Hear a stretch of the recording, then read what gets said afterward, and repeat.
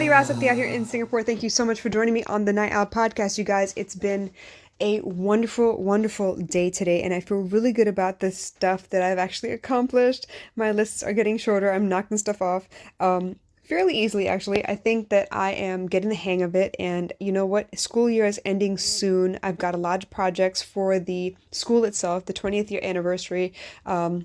And then, of course, we have a principal coming in and a principal leaving and retiring.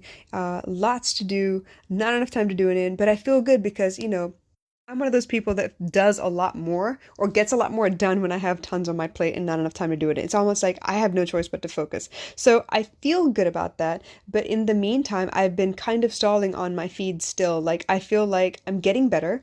I'm starting to have like a better vision of what I want my images to look like. So I'm able to use Canva to kind of create what I see in my mind's eye and put it on paper a little bit. But even then, I think the hard part now is writing the caption. What am I trying to say? How am I trying to educate? And that's been the sticking point for a little while now. So when I came across James Clear's comment here, he in his 3-to-1 email, you already know how I feel about it. The 3-to-1 newsletter is pretty damn awesome. I love it because it's 3 ideas from him, and then it's 2 quotes from other people, and then a question for me to answer for myself. So I think it's really useful. It gets my brain working a little bit, and I have more things to consider. Not that I already don't have like millions of posts that okay, maybe not millions, I over exaggerate. Lots of posts that I filter through all day long. I use a lot of them in my stories, but this is just another thing that I get to look at and be like, okay, cool, what would I do in that situation? How do I think about this particular quote? How do I feel about it? So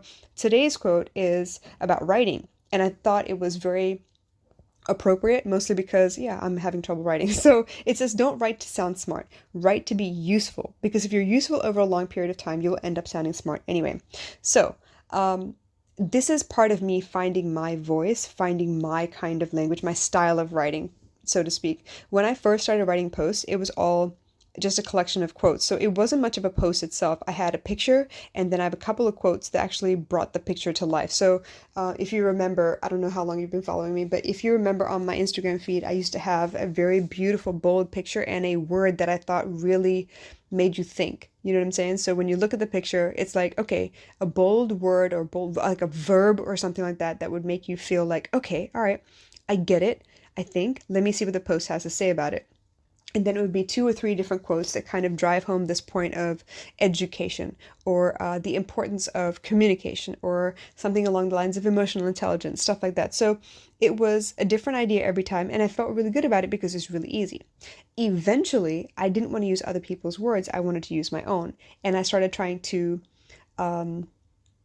educate in such a way where I wanted to and I don't even know if I wanted to, but I ended up sounding a lot like an encyclopedia. It was like I was stating all the facts, and it wasn't persuasive by any means, but it was informative. And so I felt pretty good about that for a little while, but only for a little while, because I still felt like it wasn't relatable to me. I wasn't giving myself in that caption. I was kind of just telling you, hey, this is the way things are. And even then, there are no real facts out there. It's all opinion. So I was laying out opinions in such a way that it drove home the point that I was trying to make. So even then, I wasn't being persuasive, so to speak. I was being informative. Eventually, I realized that I wanted to write in the first person instead of like, a documentary style encyclopedic, post. It was more like I wanted to give you a little piece of me in every post. So what I started doing instead was I started thinking about, okay, well, what have I been through that really explains the point that I'm trying to make here? How do I make it seem like I'm not telling you what to do? I'm telling you what I've been through, so you have a better idea of where it is that I'm coming from, what it is that I'm trying to teach you. I'm not in any way, shape, or form trying to tell people what to do with their lives. More than that, I just want them to get them started thinking. I want them to think outside the box a little bit. Maybe you've always considered things from one perspective because you were raised that way. And that's totally fine, because I did that same thing too. Eventually, it wasn't enough for me, and I felt very smothered and very restricted. So I started trying to find my own way, my own solutions to word things. And being a lazy person, I'm going to find the fastest solution possible because I don't want to take time to do anything, right? So when I started writing for myself, it's almost like I was telling a story from my point of view. So it was almost like writing a book, right? And each of the stories that I wrote, each caption that I wrote was a little piece of me. So if I was going to write to you about, being self-made, at one point I felt like being self-made was something I should be proud of because I did this for myself. I did this by myself. I didn't need anybody's help. I slugged it out. But as time went on, I realized I didn't do it by myself. If it wasn't for someone somewhere that paved the way for me to find their tutorial in the first place, I wouldn't have built myself. If it wasn't for other people's ideas, I wouldn't have strayed from what I already knew. How would I know how to do something different, right? I needed the idea. I needed that spark from somewhere. So I realized that proclaiming that I was self-made was actually quite narcissistic. It was dismissing everybody else's hard work around me that gave me the opportunity, paved the way before me, gave me the idea, gave me inspiration or motivation or support, and I was not giving them props. I wasn't giving credit where credit was due. So when I started writing like that, people were like, yo, you know what? I do the same thing.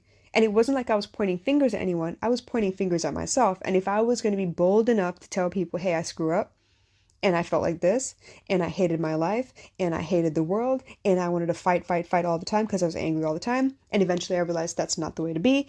If I couldn't tell them what my hero's journey was in small snippets like I was doing, I didn't think I was going to be able to connect to anybody. So when James Clear says, don't write to sound smart, write to be useful, I realized that my style of writing was first person every time, and it was always giving a piece of myself, always relating it back to me. I'm not here to point fingers at anybody, but if you're looking for another idea, if you're looking for any kind of help, if you happen upon my page and you read a couple of my posts, I'm hoping that at least one of them gives you the sense that, oh shit, okay, I'm not the only one that thinks this way. Like, I'm not completely crazy. I do have a point. This is actually really helpful, and I don't have to feel so alone and so strange anymore. I can actually feel good about the decisions I'm making. So in that regard, I really love this quote. I really love the fact that he got me thinking, and I'm proud that I took the chances that I did.